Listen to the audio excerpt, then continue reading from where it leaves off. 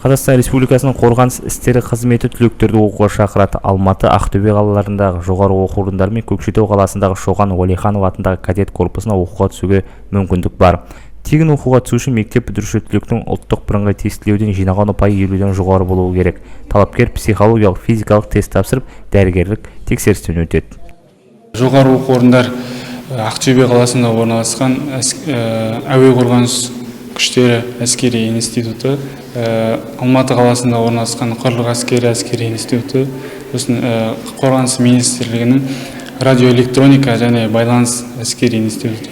Олардың оқу мерзімдері 4 жыл 5 жыл аралығында және кадет корпусы 2 жыл оқу орны мерзімінде оқып шығады.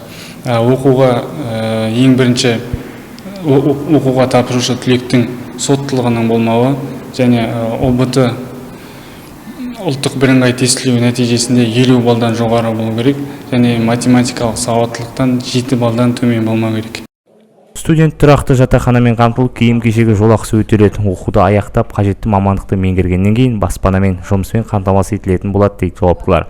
Айта кетейік, аталған оқу орындарына түсуге ниет білдірушілер қажетті құжаттарды маусым айының 15-іне дейін қалалық қорғаныс істер бөліміне тапсырулары қажет.